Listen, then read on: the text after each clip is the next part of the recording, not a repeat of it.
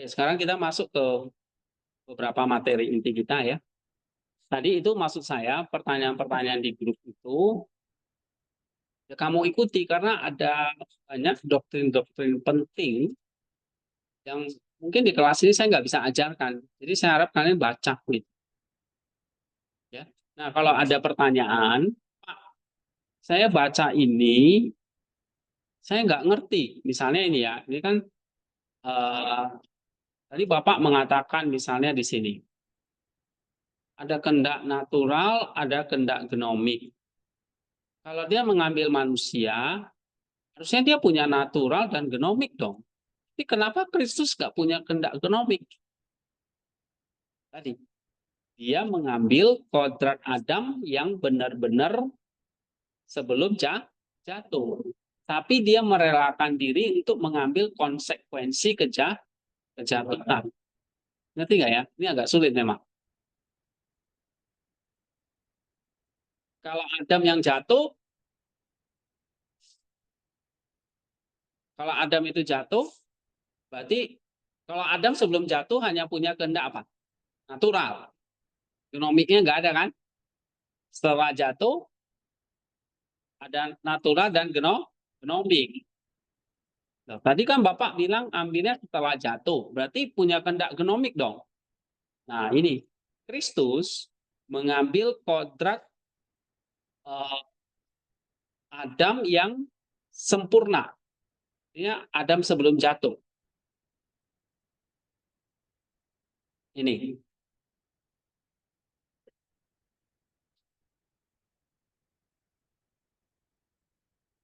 Jadi Adam sebelum jatuh dia punya kehendak natural yang murni doang. Gitu ya.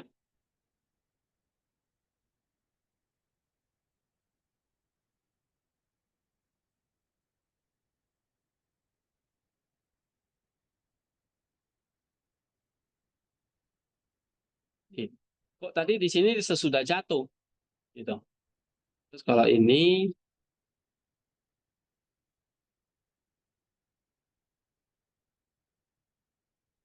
oh aduh tadi jadi tutup lagi WordPress-nya sebentar ya.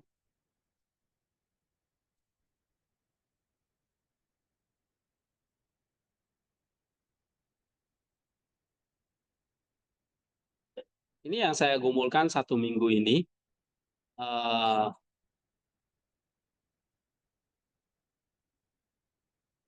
saya harap kalian juga menggumulkannya bersama-sama ya. Nah ini dia. Dia mengambil natur manusia yang sempurna dan tanpa cacat. Sesuai Ibrani 4 ayat 15 ini. Ya, Ibrani 4 ayat 15. Coba baca satu orang lagi.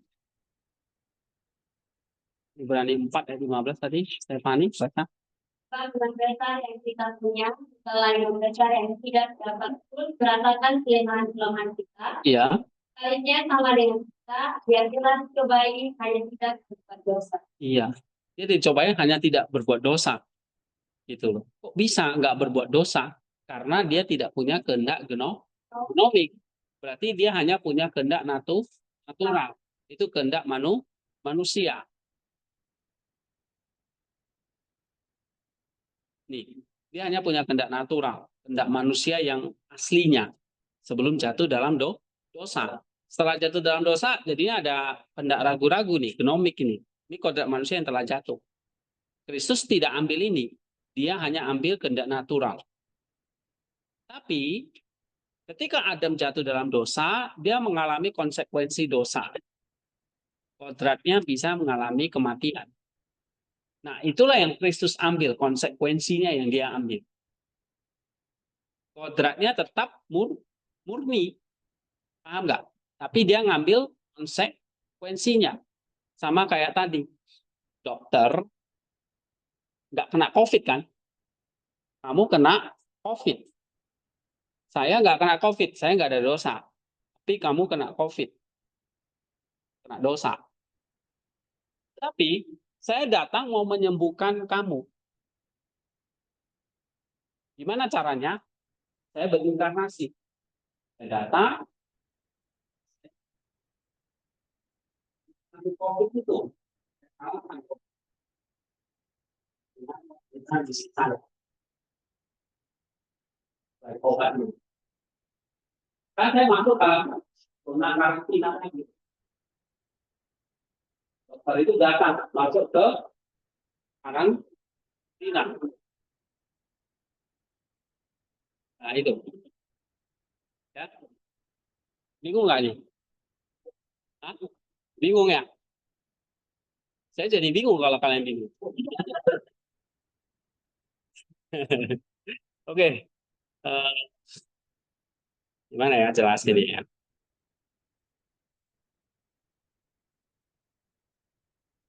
Mungkin harus baca ini dulu ya. Karena terlalu banyak, saya jadi bingung mau yang mana ini yang mulai kalian baca ya.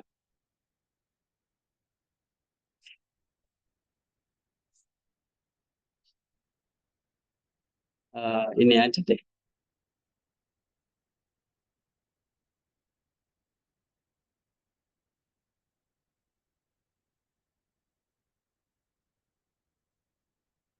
Oke, inilah ya. Mungkin kita kembali ke sini, mungkin lebih gampang. Dia mengambil natur manusia yang memang murni, tanpa dosa, tanpa cacat celah, tanpa dosa, tanpa kecenderungan pada kejahatan. Natur manusia Kristus yang murni dan sempurna. Makanya dia tidak punya genomic will, hanya punya natural will. Ya, tapi kalau hanya ini, dia nggak bisa nyembuhkan. Misalnya aku nih dokter, sembuh, nggak ada COVID. Ini saya nggak mau mengambil konsekuensinya, masuk ke dalam karantina. Nggak berani saya. Nah, apakah pasiennya bisa sembuh? Enggak. Dia harus berani masuk ke dalam zona karantina. Nah, disinilah dia mengambil serupa dengan daging tadi.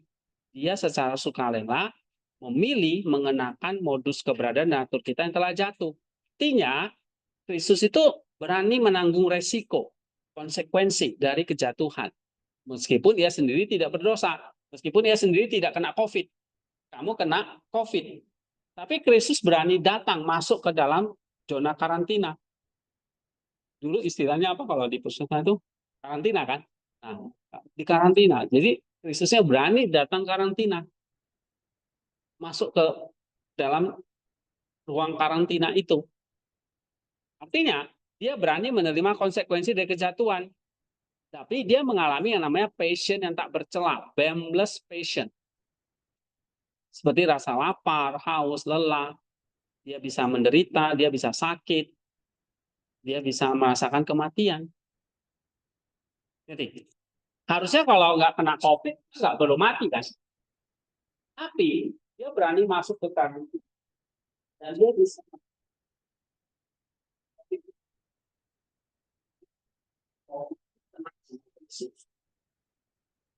mati itu kan itu juga ya, matinya masih kena kematian. Nah, tapi waktu dia mengambil mati itu, dia katakan kematian itu dengan bangkitan dia. Oke, jadi di sini manusia punya dua kehendak,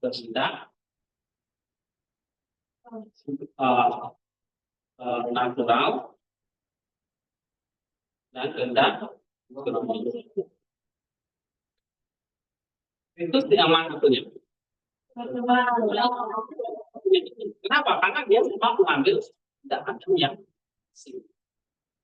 ya, dia tidak punya ini. Tapi walaupun dia tidak punya ini kan manusia Adam jatuh ya. Dia kena konsekuensi dosa. Konsekuensinya apa? Bila mati, anak, menderita dan sebagainya. Ya. Nah, Kristus dia punya ini dan dia juga punya ini. Dia mengambil konsekuensi manusia yang sudah jatuh. Nah, itulah dia punya yang namanya ini modus keberadaannya tunduk pada konsekuensi kejatuhan. Ya, dia sukarela memilih modus keberadaan dari natur kita. Kayak tadi analogi dokter tadi. Oke? Simpulkan nggak? Ya. Jadi Kristus itu mengambil kodrat manusia itu mempunyai kehendak natural. Nah, sebenarnya dia nggak konsekuensi satu hal itu sendiri. Tapi karena dia dengan sukarela, akhirnya dia menerima konsekuensi itu. Iya. Menerima konsekuensi itu, termasuk kematian itu. Sebenarnya sih nggak ada konsekuensi itu. Iya. Tapi dia rela datang ke zona karantina kita. Karena kan dia nggak punya kehendak genomik kan. Maka dia nggak bisa yang namanya merasakan kematian. Iya. Dia haus. Dia kalau nggak mau haus bisa nggak? Bisa. Tapi dia rela haus. Dia kalau nggak mau dipukul, dicincang, bukan dicincang. Disiksa, bisa nggak? Bisa. Tapi dia rela disiksa. Gitu. Ya. Nah, itu kerelaan dia. Harusnya enggak. Dia kalau misalnya digantung di salib dia kalau nggak mau mati bisa nggak? Bisa. Tapi dia rela menanggung kematian. Ya. Dia rela mengambil konsekuensi itu. Karena apa? Kayak tadi, dia dokter, saya mau rela masuk karantina, menerima segala resiko itu. Ya, coba mungkin baca ini akan lebih mengerti.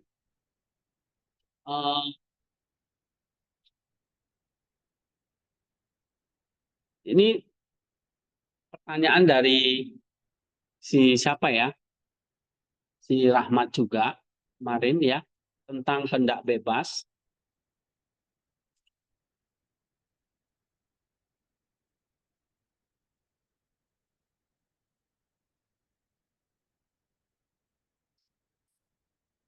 Nih ya, kita baca dari sini aja. Kehendak natural dulu lah. Kehendak natural telemafisikon itu apa? Coba baca, Arvin. Kehendak natural. Keinginan mendasar dari sebuah putra. Ya. Kehendak natural manusia secara alami ingin hidup, menghindari penderitaan, dan bersatu dengan Allah sebagai sumbernya. Iya, itu kehendak yang natural. Kehendak yang alami, yang selalu pastilah ingin hidup, menghindari penderitaan, dan bersatu dengan Allah. Sedangkan kehendak genomik adalah kehendak pilihan yang ragu-ragu, yang mempertimbangkan berbagai opsi. Ia adalah model kehendak dari kodrat manusia yang telah jatuh. Ia adalah kemampuan untuk memilih antara yang baik dan jahat, yang seringkali salah memilih karena diperbudak oleh cinta diri. Iya, ini kehendak genomik ya. Nah, Kristus sekarang kita jawab. Kristus tidak memiliki kehendak genomik. Ya. Ini nggak usah baca. Sebagai anak baru, Logos mengambil kodrat manusia yang utuh, tapi ia tidak mengambil kehendak genomik yang ragu-ragu dan telah jatuh itu. Kehendak insaninya adalah kehendak manusia yang telah disembuhkan dan sempurna, seperti kehendak Adam sebelum jatuh, namun dihadapkan pada realitas dunia yang telah jatuh. Jadi Kristus tidak mengambil kehendak genomik. Dia hanya punya kehendak natural. Karena apa? Kehendak insaninya itu sudah disembuhkan. Begitu dia mengambil kodrat Adam yang punya genomik tadi sembuh. Yang ada punya natural. Ya. Terus Dia tidak perlu ragu-ragu atau mempertimbangkan antara yang baik dan jahat karena kehendaknya secara alami dan bebas selalu mengarah pada kebaikan. Iya. Terus Tuhan adalah pembebasan bukan penindasan. Di sini letak jeniusnya Saint Maximus. Bagi kita yang telah jatuh atau kebebasan seringkali kita artikan sebagai kemampuan untuk memilih apa saja yang kita mau atau kehendak genomik. Namun bagi Maximus ini adalah kebebasan yang palsu sebuah perbudakan pada keraguan dan hawa nafsu. Kebebasan sejati adalah ketika kehendak kita tidak lagi terpecah, melainkan secara utuh dan sukarela bergerak selaras dengan kehendak Allah yang merupakan kebaikan tertinggi kita. Iya, terus? Bukan alat tetapi mitra sinergis. Kehendak manusia Kristus bukanlah alat pasif seperti gergaji di tangan tukang kayu. Ia adalah agen yang aktif, sadar, dan bebas. Ia secara aktif memilih untuk mengasihi Bapa. Ia secara aktif memilih untuk berjalan di kayu salib. Penyelamatan kita terjadi bukan hanya karena kehendak ilahinya memutuskan demikian, tetapi karena kehendak insaninya secara aktif dan bebas berkata ya pada rencana ilahi itu. Iya, jadi walaupun misalnya ya, dia ada punya kehendak natural, nah ini kehendak natural itu harus bersinergi dengan kehendak ilahi. Ini yang ada di dalam Kristus, sinergi. Memang dia nggak punya kehendak genomik, tapi dia mengambil konsekuensi dari kodrat manusia yang jatuh. Nah, itu yang disebut sebagai apa tadi? Blameless patience. Nah, ini kamu belajar istilah baru ini. Blameless patience. Coba ngomong. Ada kefanaan, kelelahan, rasa lapar, penderitaan, emosi manusia. Dia ambil itu. Ibaratnya kayak tadi dia masuk ke ruang karantina tadi. Ya. Oke, nanti satu lagi yang ini.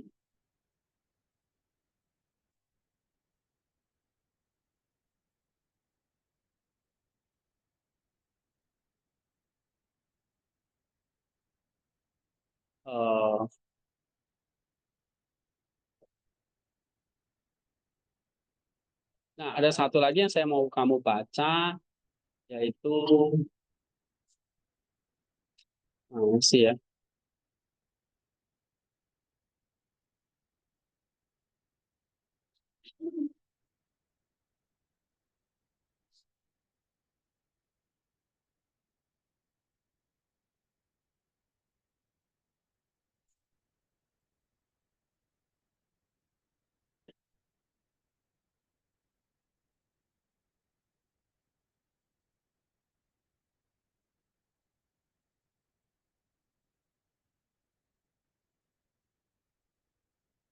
Apa beda kehendak bebas dengan kehendak natural?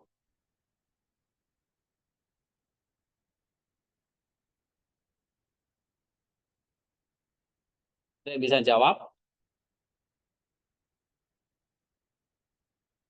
Waktu Yesus punya kehendak natural, dia punya kehendak bebas. Dia genomik nggak ada. Kehendak bebasnya itu. Hah?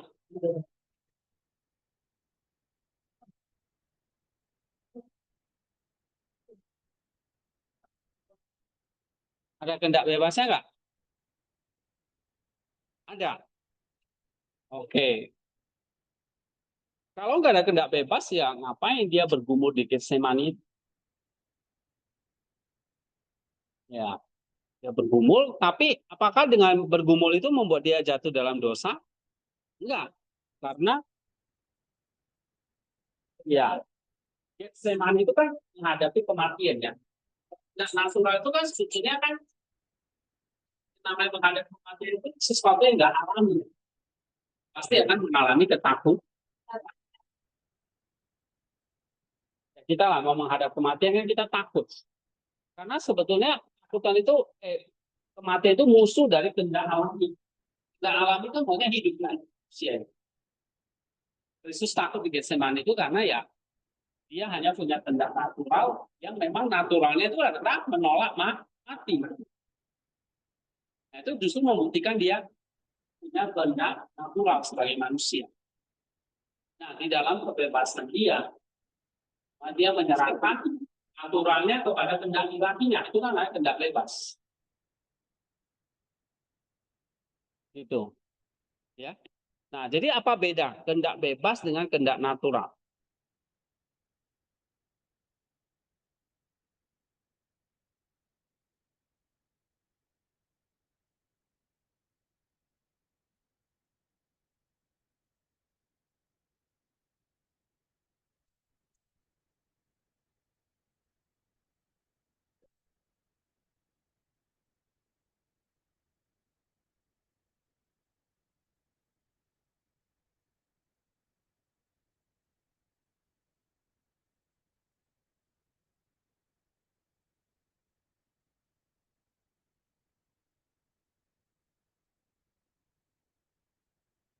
Kehendak bebas itu apa jadinya?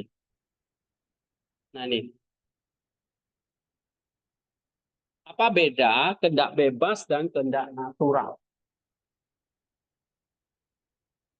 Coba baca. Eh, ya, Andi. Sangat mudah. Mudah untuk bingung antara kehendak bebas dan kehendak natural. Nah, dalam rangka sehari-hari kita sering digunakan secara tumpang tindih. Namun dalam kerangka teologi Maximus, keduanya memiliki makna yang sangat presisi dan berbeda. Iya, kalau kehendak natural itu namanya telema fisikon ya. Coba baca. Definisi kehendak natural adalah orientasi atau dorongan dasar yang melekat pada sebuah kodrat untuk bergerak menuju kepenuhannya dan mempertahankan keberadaannya. Ya bukanlah sebuah pilihan, melainkan sebuah daya atau energi fundamental dari suatu kodrat. Sifatnya? Sifatnya ia bersifat non-personal dan universal untuk setiap kodrat. Semua singa memiliki kehendak natural, untuk berburu, makan, berkembang biak. Nah, semua manusia jadinya juga punya. Semua binatang punya. Ya, kehendak natural dari singa apa? Ya makan, berkembang biak, berburu gitu loh. Oke? Semua manusia memiliki kehendak natural manusia. Contoh pada manusia apa? Ya, hidup untuk menghindari kematian. Mencari kebahagiaan dan menghindari penderitaan. Nah, jadi waktu Yesus bergumul di Getsemani, dia punya kehendak natural nggak? Ya. Punya. Oke. Dia punya kehendak genomik nggak? Enggak ada ragu-ragu dia. Enggak ada ragu-ragu untuk salib dia. Tapi dia punya kehendak natural manusia, maka dia kalau bisa dia menghindari kematian. Maka dia berdoa, kalau bisa cawan ini berlalu. Karena kehendak naturalnya memang semua manusia akan membawa bawaan yang namanya hidup, pasti mau kematian yang dihindari. Ada yang mau celaka, kecuali ada orang yang memang mau bunuh diri ya. Itu karena ya dosa ya kan. Itu karena kehendak genomiknya gitu. Atau di sini ada yang udah mau? Belum ya?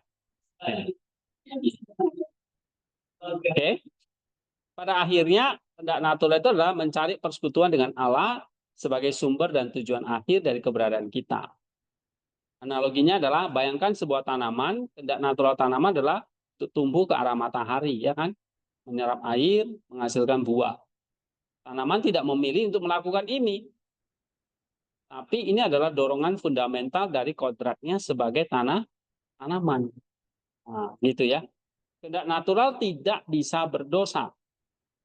Ia selalu menginginkan apa yang baik sesuai dengan kodratnya. Masalahnya bukan pada apa yang diinginkannya, tetapi bagaimana cara kita memilih dan mencapainya. Jadi Kristus punya kehendak natural, tapi dia memilih memakai modus keberadaan kita yang sudah jatuh dalam dosa. Jadi memang bingung. Adam jatuh dia. Dia memilih untuk masuk ke sini yang sesudah jatuh. Sehingga Kristus itu merasakan kematian dan sebagainya. Nah, di tengah itu ada namanya kehendak bebas. Apa bedanya? Kehendak bebas itu kemampuan pribadi yang melekat kepada hipostasis pribadi, bukan kodrat. Kalau kehendak natural itu melekat kepada kodrat. Kalau kehendak bebas melekat kepada pribadi, bukan kodrat. Jadi kehendak bebas itu sifatnya personal masing-masing. Masing-masing punya kehendak bebas. Tapi semua punya kehendak natural. Ya. Jadi bedanya kalau dia natural melekat pada kodrat, bebas melekat pada pribadi. Nah, ini bagaimana ini berlaku pada Adam dan Kristus? Nah, ini yang penting ini. Ya. Coba baca. Nah, nih. Adam sebelum jatuh. Dia memiliki kehendak natural yang murni, ingin bersatu dengan Allah, dan kehendak bebas yang belum tercemar. Dia memiliki kemampuan untuk secara bebas memiliki untuk taat. Kejatuhan terjadi ketika kehendak bebasnya memilih jalan yang salah untuk memenuhi keinginannya. Iya, Adam punya kehendak murni, natural yang murni. Sebelum jatuh ya. Dan kehendak bebasnya ada nggak? Ada, karena setiap pribadi punya kehendak bebas. Kehendak bebasnya belum tercemar. Nah, kita ini manusia yang telah jatuh. Terus? Kita manusia yang telah jatuh. Kita masih memiliki kehendak natural yang sama. Kita masih merindukan Tuhan. Tapi kehendak bebas kita telah menjadi sakit, ragu-ragu, dan cenderung salah memilih. Oleh kehendak bebas yang sakit, inilah yang disebut kehendak gnomik. Iya, atau gnomic will. Jadi gnomic will itu adalah mode dari kehendak bebas yang sakit. Jadi kehendak bebas itu sebetulnya di dalam sebelum Adam jatuh sudah ada kehendak bebas nggak? Ada. Sesudah jatuh ada. Cuma kehendak bebas sesudah jatuh, kehendak bebasnya sakit. Itulah yang disebut dengan kehendak gnomik. Kehendak yang membuat kita jadi sakit, ragu-ragu, dan cenderung salah memilih. Gitu. Ya. Nah, bagaimana dengan Kristus? Baca. Kristus, ia memiliki kehendak natural manusia yang rasa lapar, haus, dan ingin hidup. Nah, dia punya kehendak natural yang utuh nggak? Kayak lapar, haus, ingin hidup, pasti punya kan? Nah, semua manusia itu punya. Terus? Dia juga memiliki kehendak bebas manusia yang Iya, karena dia juga seorang pribadi. Terus? karena pribadinya adalah pribadi langsung logos, kehendak bebas insannya selalu dan secara sempurna memilih untuk selaras dengan kehendak naturalnya dan kehendak ilahinya. Nah, ini paham nggak kalimat ini? Tapi pribadi dia ini Kristus, ini bukan manusia, tapi pribadinya apa? Kristus itu pribadinya apa? Pribadi ilahi sang nggak pernah berubah. Jangan kamu mengatakan Yesus itu manusia.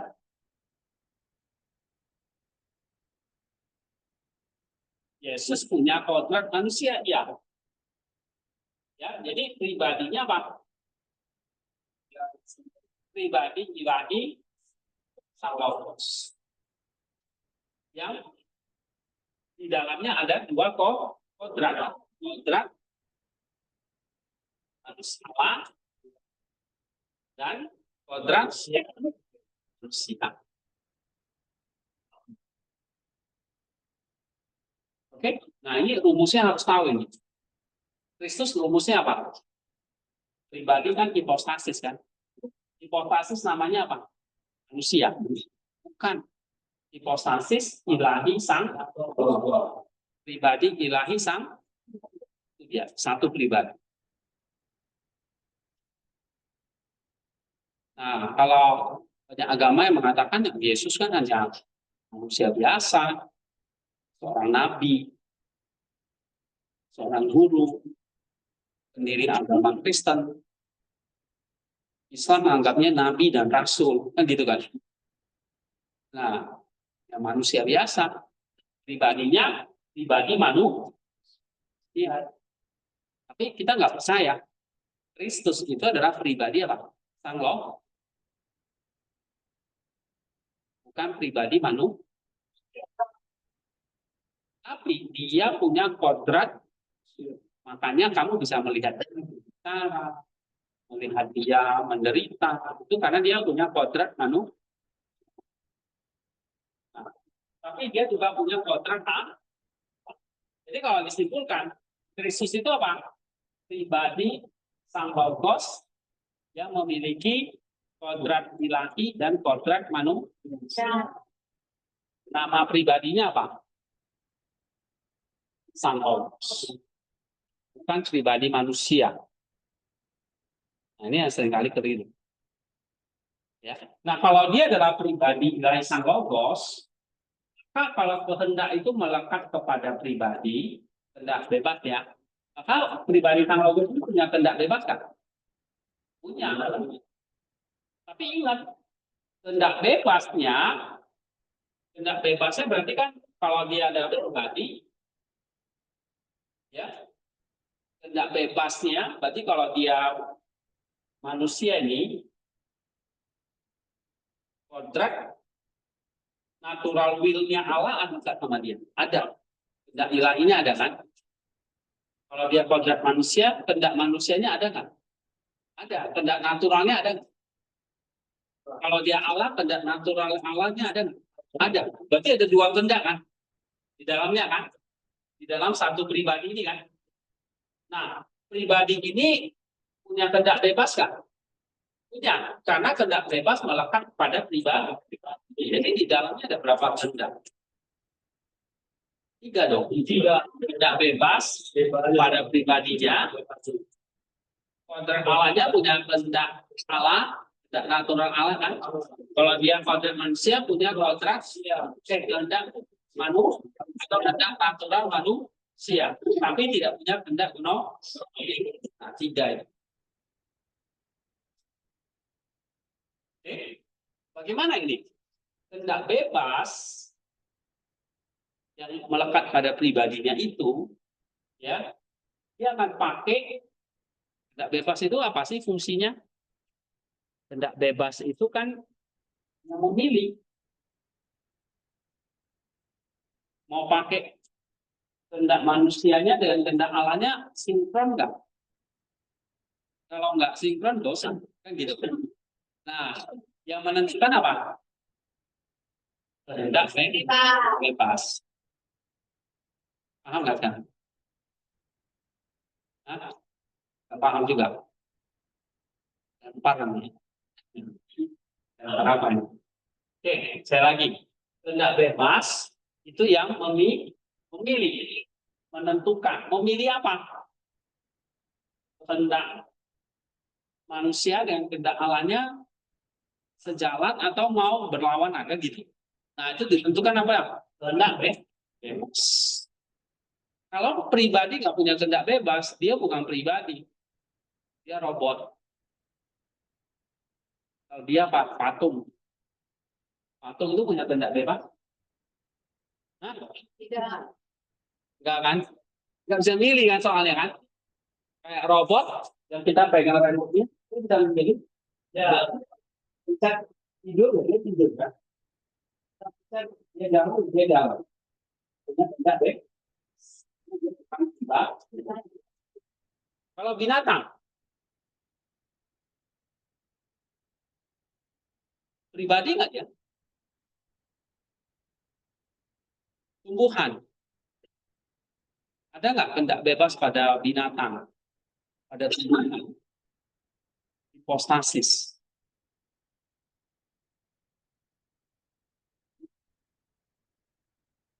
Jadi kamu tanya ya. Oke, kehendak bebas memilih spesifik. Dia bisa memilih untuk mencari kebahagiaan dalam doa. Dia bisa salah memilih dan berdosa. Ini. Tanyanya, loh, kok bisa? Kristus nggak pernah salah memilih. Kenapa? Karena Kristus memakai kehendak bebasnya, kehendak manusianya dan kehendak Allahnya selalu selaras. Jadi, walaupun Kristus memakai kehendak bebasnya ini selaras, membuktikan ya dia sudah menaklukkan ini. Adam jatuh dalam dosa itu gara-gara apa sih? Bebasnya dia pakai kehendaknya melawan kehendak Allah. Nah, inilah yang disembuhkan oleh Kristus. Dia menyembuhkan kehendak. Ya, jadi lihat kehendak bebas manusiawinya selalu dan secara sempurna memilih untuk selaras dengan kehendak naturalnya, kehendak natural manusiawinya dan kehendak ilahinya. Ia tidak memiliki kehendak genomik yang ragu-ragu. Oke, coba baca lagi. Jadi kehendak natural adalah apa yang kita inginkan secara kodrati, Sedangkan kehendak bebas adalah bahwa kita secara pribadi memilih untuk mengejar keinginan. Nah, itu sudah beda ya. Terus, Kebebasan sejati menurut Simon Timur tercapai ketika kita bebas secara konsisten dan sukarela memilih jalan yang selaras dengan tujuan akhir dari kehendak kita, yaitu persatuan dengan alam. nah, jadi kalau kehendak bebas kita secara konsisten memilih sesuai dengan kehendak natural kita, dan natural itu kan pasti selalu baik, selaras dengan alam kan. Maka itu yang disebut dengan kebebasan. Jadi kebebasan sejati itu apa? Ketika kamu memakai kehendak bebasmu, mengarahkan kehendak bebasmu kepada kehendak genomikmu itu kamu ubah menjadi kehendak natural. Nah, kamu pakai kebebasan di sini karena kamu pribadi manusia. Yang nggak bisa kita kontrol gitu, nggak bisa kita remote gitu, nggak bisa. Karena kehendak otonom, kehendak bebas itu otonom. Nah, kalau kamu mengalami kebebasan sejati adalah bagaimana kamu mengarahkan, kamu pakai kehendakmu mengarahkan kepada apa? Kehendak natural.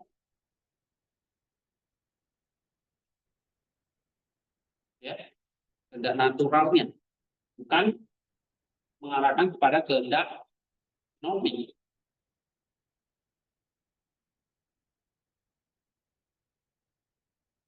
Oke, itu. Coba baca-baca lagi. Memang ya istilah-istilah maksim itu agak sulit ya. Oke, ini tadi menjawab pertanyaan-pertanyaan dari ini terjawab nggak sih siapa ini? Ahmad ini. Hah? Jawab ya. Oke. Ya bersyukurlah menjawab.